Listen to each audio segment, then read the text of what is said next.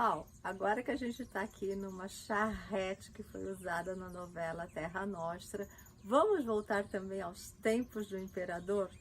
Aos tempos de Dom Pedro II, que governou o Brasil de 1831 até 1889? Por que a gente vai voltar nesse período? Porque nesse período ocorreu uma grande onda imigratória de italianos aqui para o Brasil. E essas ondas imigratórias eram justamente patrocinadas pelo governo brasileiro, que queria fazer vamos dizer assim, uma mudança no tipo de mão de obra. A mão de obra naquela época era primordialmente, né, de escravos, vindo da África, e a família imperial era contra, né, a escravidão, lutava pela abolição. E eles queriam trazer uma mão de obra, vamos dizer, especializada na agricultura e que não fosse uma mão de obra escrava. Então eles financiaram, né, incentivaram essa imigração. Podemos dizer também que trazer, né, essas ondas imigratórias foi uma estratégia utilizada pelo governo imperial do Brasil, que era uma maneira de convencer os fazendeiros que não queriam, né, abandonar a mão de obra escrava. Então seria uma maneira de convencê-los a mudar o tipo de trabalho utilizado nas suas fazendas. Pessoal, não podemos esquecer que em 1850 houve a proibição expressa de tráfico negreiro para o Brasil. Então, realmente, trazer esses imigrantes da Europa era uma estratégia para continuar a produção aqui no Brasil. No canal tem um vídeo falando da imigração alemã, que nós gravamos em Domingos Martins, que foi uma cidade, né, que é uma cidade que tem essa colonização. E a colonização no Brasil, em Domingos Martins, aqui no Espírito Santo, começou por volta de 1847. 10 anos depois vieram os pomeranos. Já os italianos, a imigração em massa, né, uma onda imigratória, só veio ocorrer em 1874 em uma grande aventura chamada de Expedição Tabac. E vocês lembram que Dom Pedro II chegou a visitar a região de Domingos Martins, que o núcleo principal, o núcleo quando começou, chamava-se Santa Isabel, em homenagem à filha dele, a princesa Isabel, e também a Santa Isabel. E para falarmos da imigração italiana, viemos até aqui, em Santa Teresa, que é considerada o berço da imigração italiana no Brasil. E aqui, no Poço dos Desejos, da pousada Sítio Canaã, a gente para refletir. Um dos meus desejos eu estou realizando, que é contar para vocês a história do nosso Brasil no local onde aconteceu. Vocês não imaginam como para mim é tão emocionante isso. Mas eu parei para refletir qual era o desejo desses imigrantes italianos que saíam da sua terra natal, cruzavam todo o Atlântico e chegavam aqui nessas terras tropicais. A gente sabia que a Itália estava passando, né, tinha passado por um processo de luta de mais de 20 anos que acabou empobrecendo a sua população.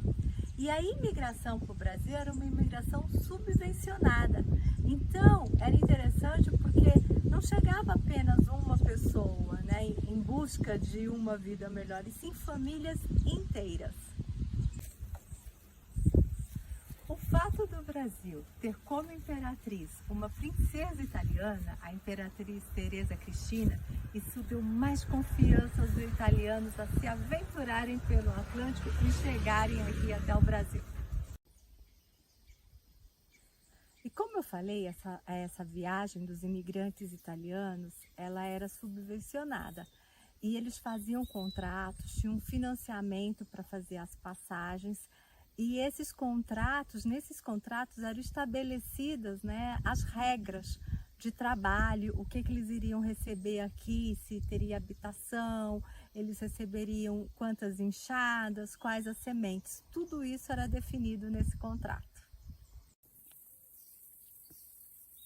E para quem ouviu falar de pandemia e de quarentena somente agora, quando os imigrantes chegavam aqui no Brasil, eles não podiam entrar diretamente no nosso território. Eles tinham que fazer, gente, uma quarentena.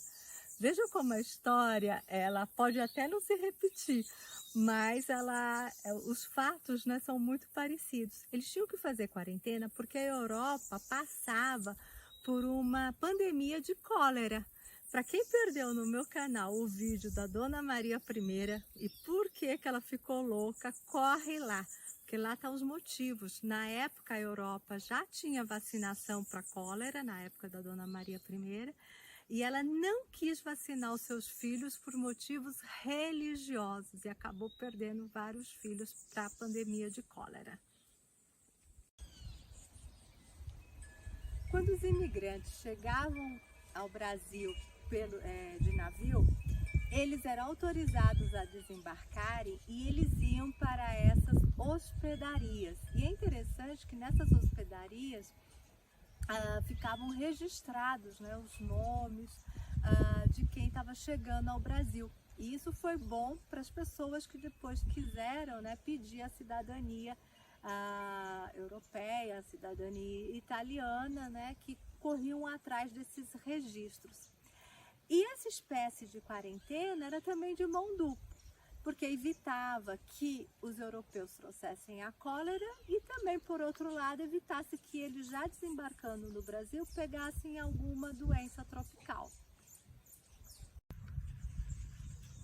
E algumas hospedarias ficaram famosas, como a hospedaria da Ilha das Flores, que era no Rio de Janeiro, que é onde, vamos dizer, que a grande maioria dos navios chegavam, porque o Rio de Janeiro era a capital do Brasil naquela época. Mas também temos hospedarias em São Paulo e em Vitória, no Espírito Santo, tinha uma hospedaria que era no antigo presídio da capital. Olha, aqui nós temos o registro da expedição Tabaque, que foi de 1874, que foi a primeira expedição onde italianos em massa vieram para o Brasil. E eles foram nessa expedição privada, tá? O Tabaque fez uma expedição privada, ele era um italiano que já vivia aqui.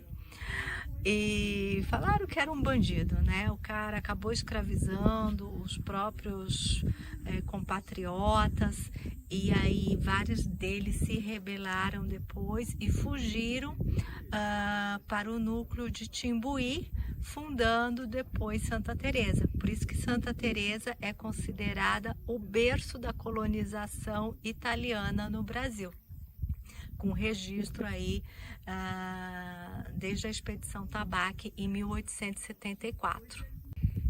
Então aqui são os trentinos, né?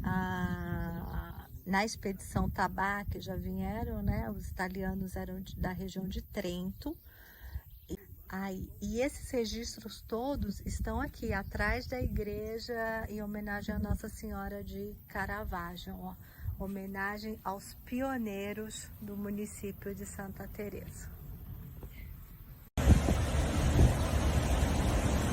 Então, pessoal, aqui no Espírito Santo já havia alguns italianos que moravam por aqui, mas não era uma imigração em massa. A primeira imigração em massa ocorre em 1874, uma expedição, a expedição privada do Tabaque, de Pietro Tabaque. Ele queria trazer uma mão de obra para trabalhar nas fazendas dele lá em Aracruz. O problema é que quando esses italianos chegaram aqui no Brasil, com contrato, tudo, quando eles chegaram, eles viram que as condições de trabalho que o Pietro Tabaque tinha falado não era aquilo que estava no contrato. Por exemplo, cada um teria direito, né, a ter uma residência. Quando eles chegaram lá, eles tinham que morar num galpão, todo mundo junto. Então eles ficaram muito revoltados, se revoltaram com aquela situação. E muitos fugiram das fazendas do Tabaque. Eles fugiram e chegaram até essa região aqui, que chamava-se Núcleo Timbuí, por causa do rio que passava aqui. E foi aí que começou a colonização italiana aqui na cidade de Santa. O tabaco, ele morre em 1874 e dizem que foi do coração, por tanto estresse que ele passou, né? Ele tentou recuperar alguns italianos que fugiram, proibiu a vizinhança de contratar esses italianos, ele passou muito estresse e morre em 1874. 90% das pessoas que são Teresa, das italianas, são de Trento. Tá, 90% de... Só que na época Trento pertencia ao Império Austro-Húngaro. Então eu não consigo tirar a cidadania italiana, porque meus antepassados vieram nessa época e eu seria cidadão austríaco. Verde tinha muita terra e muita fartura, só que não tinha nada, era mata virgem. Entendi. Então eles chegavam até Vitória no navio, a vapor, subiam até Santa Bruna em Canoas, e depois subiam a pé, no meio da mata, abrindo estradas, entendeu? Entendi. Eles não vieram pelo rio, não? Não. Aí por isso que dia 1º de maio eu faço o caminho do imigrante. Já ouviu falar do Já ouvi falar do É o mesmo percurso que eles falam que os imigrantes fizeram. Saindo de Santa Leopoldina e subiam a pé no meio da mata até chegar aqui. Então, os imigrantes faziam, eles iam de barco até Santa Leopoldina e de lá... Porque Santa Leopoldina é essencialmente alemão, né? Alemã. Os tabaques, aqueles primeiros que vieram fugidos... É lá do os tabaques é lá para de Aracruz. De Aracruz. Mas aqueles que fugiram, as 8 famílias que você falou, fez esse caminho até Santa Leopoldina? Eles vieram já por outro lado. Eles eram meio da mata, meio que perdidos, assim, subindo aqui. Entendi. Chegaram aqui. Entendi. Tá. Então, aqui a ponte sobre o córrego, né, de São Lourenço. Fica próximo aqui, olha, a gruta, né, de Nossa Senhora de Lourdes. E desde aqui, apesar de estar escrito São Lourenço, o pessoal já chama de Timbuí, né, que foi onde deu a origem, né, onde esses italianos, né, que fugiram do tabaco, das condições horrorosas, né, que o tabaco impôs aos imigrantes, aos seus patriotas, seus compatriotas, fugiram e vieram para cá fundar a cidade de Santa Teresa. E esse é o córrego São Pedro, que passa aqui dentro do museu, né, do Leitão, né? E ele depois se encontra com o córrego São Lourenço, em frente à Câmara Municipal de Santa Teresa, e aí sim forma o rio Timbuí, que corre até o município de Fundão e forma o rio Reis Magos, que vai desaguar lá em Nova Almeida, no município da Serra. Então, o que eu percebi aqui na cidade é que há muita controvérsia, né? Onde é que é esse núcleo Timbuí propriamente dito, né? Que às vezes eles já chamam lá desde o São Lourenço de Timbuí, outros falam que o Timbuí está por aqui, né? Mais no centro de Santa Teresa. Tem aquele distrito de Timbuí lá em Fundão, que a gente visitou. Então, assim, é meio aberto, né? Onde é que seria realmente esse núcleo Timbuí, para onde fugiram, né, os imigrantes da expedição Tabaque. Então, acredita-se que Pietro Tabaque já estivesse aqui no Brasil desde 1851. E ele já tinha, gente, para ver, a gente vê bem as características da pessoa, né? Parece que ele já veio fugido da Itália de credores. E aí veio aqui e ainda fez toda essa, vamos dizer, palhaçada com seus compatriotas. Em 1875, chegou um outro navio com 150 famílias italianas. E aproximadamente 60 famílias vieram para cá, para Timbuí. E aqui é considerado, foi onde eles fundaram, né, a partir daqui fundaram Santa Teresa, considerada a primeira cidade de colonização italiana. E esse título só veio recentemente, em 2017. Naquela onda imigracional, o segundo navio com italianos que vieram, com italianos em massa que vieram para o Brasil, foi o navio Rivadavia, em 1875. E olha aí, há o registro na Agência Oficial de Imigrantes em 21 de 5 de 1875. E aqui, ó, o nome das pessoas. Olha que interessante, gente. Dos que vieram aí. A bordo do Rivadavia veio o Antônio e o Virgílio Lambert. O Antônio era solteiro e o Virgílio tinha 35 anos e era viúvo. Ele trouxe consigo a filha dele, Hermínia, de 3 anos de idade. A viagem durava 3 meses, né, no navio a vapor. Aí eles chegaram aqui e construíram essa casa em 1876. Tá, 2 anos depois da imigração. Aí eles construíram a casa, essa igrejinha aqui na frente, era tudo deles. Esse morro era tudo deles. Tá. Aí, eles, dia 26 de junho foi quando realmente foi demarcado os territórios e quando então a gente comemora o dia do imigrante 26 de junho aqui em Santa Teresa. Aí essa casa foi habitada pela família Lambert até a 3ª geração. A Hermínia casou com o Caetano Tomasi. A criança cresceu, casou com o Caetano Tomasi, que era italiano, e aí deu continuidade da família, porque nem o Antônio e nem o Virgílio voltaram a se casar e tiveram mais descendentes.